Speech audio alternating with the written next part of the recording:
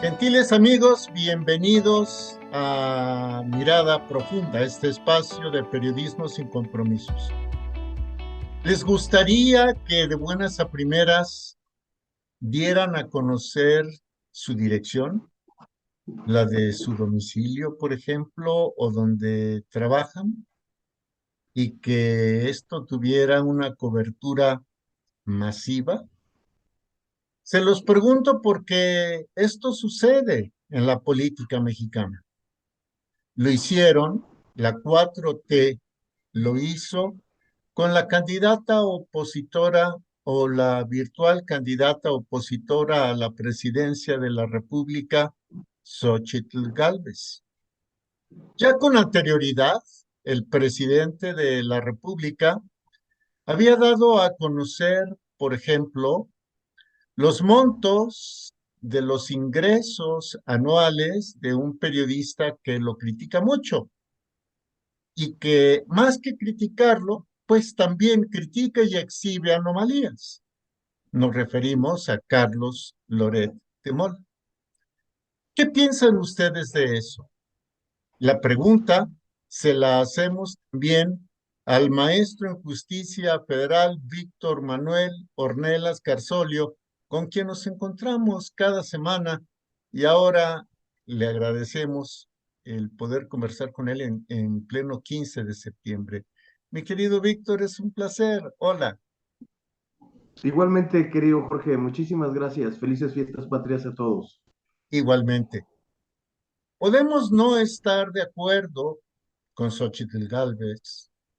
Podemos diferir en algunas cosas con Loret de Mola, pero nos parece muy delicado que la 4T exhiba datos confidenciales de ellos. Han sido ellos por lo pronto, después podemos ser cualquiera, puede ser cualquier persona, querido Víctor. Sí, claro, por supuesto, querido Jorge.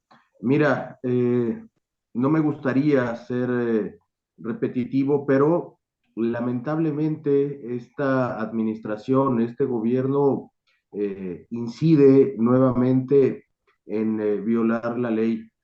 Toda la información, querido Jorge, que tiene que ver con las personas, que tiene que ver con los individuos, que está referida a sus datos personales, es información que no puede ser pública, ni siquiera aquella que esté referida a personajes públicos, sobre todo cuando tiene que ver con información justamente personal y el domicilio de un individuo no tiene absolutamente nada que ver con sus funciones públicas. De tal suerte que difundir este tipo de información, querido Jorge, constituye una violación a la ley y puede constituir desde luego también un delito, un ilícito penal. Pero la parte importante, querido Jorge, la parte realmente relevante es que con este tipo de conductas se evidencia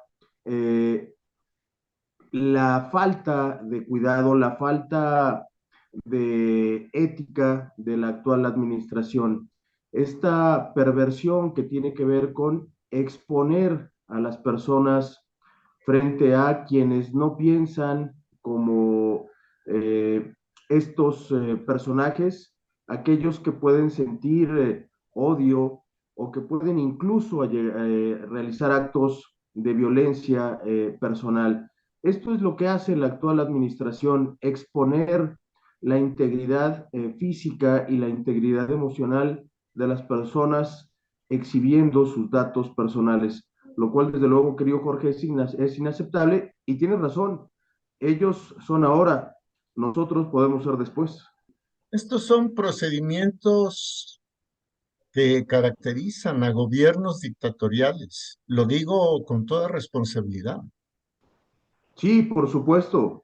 Eh, la parte fundamental que tienen ellos es contar con esta base de la población que se identifica con ellos y que además suele ser particularmente virulenta, violenta, con quienes no pensamos así.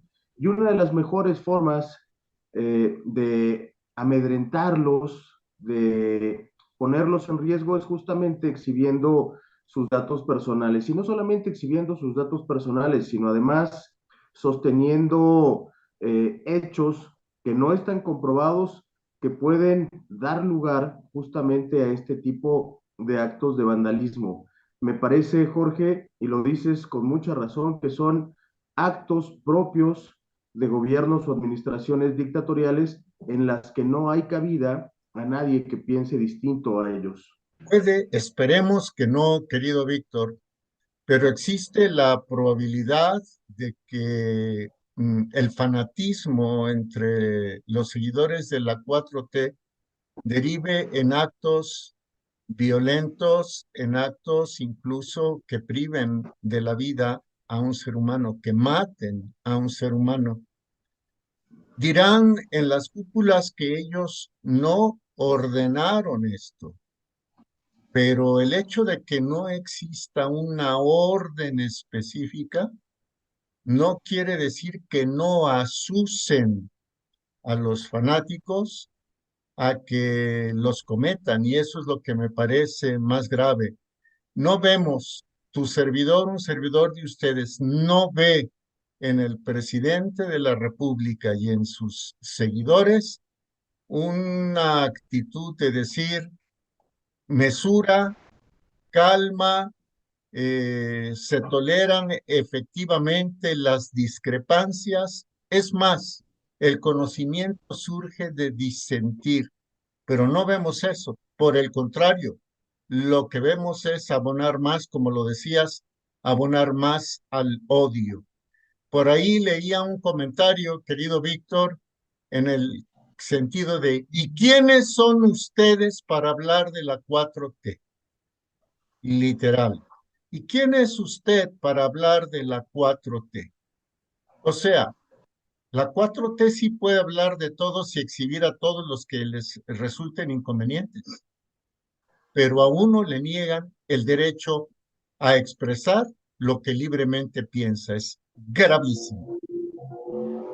Sí, tienes toda la razón, muy grave y además eso justamente, Jorge, es la muestra perfecta, específica de que no caben en este tipo de administraciones pensamientos contrarios a los que dicta el oficialismo, que es justo eso, querido Jorge, un gobierno dictatorial. Al estilo, lo dice Jorge Santa Cruz, al estilo de, por ejemplo, Daniel Ortega o de Díaz Canel. Ortega en Nicaragua, Díaz Canel en Cuba, podemos agregar a Maduro en Venezuela y así nos podemos ir. No sé, querido Víctor, si haya mucho que festejar. En cuanto a la actual situación de México, creo que nada hay que festejar. En cuanto al honor de ser mexicanos con los deberes que ello implica, yo creo que sí. Lo has dicho perfectamente bien. Festejemos nuestra identidad como mexicanos, nuestros valores. Todavía, afortunadamente, tenemos muchos. Todavía tenemos familias mexicanas. Todavía tenemos muchas cosas que celebrar por la dicha y la fortuna de ser mexicanos. Tristemente, en cuanto a el ejercicio de gobierno, bueno, pues otra vez, nada que festejar, querido Jorge, como en administraciones anteriores. Como en administraciones anteriores. Pero México ha salido de momentos muy, muy oscuros y seguramente si nos, si nos unimos en la voluntad de sacar adelante esta gran nación, lo haremos. Querido Víctor, estaremos en comunicación próximamente. Un abrazo afectuoso, querido Jorge, y nuevamente felices fiestas patrias. Igualmente para ti, para tus seres queridos, para ustedes que amablemente nos ven, nos oyen, participan, nuestra gratitud, como siempre, a la doctora Laura Flores Reyes por inspirar estas entrevistas.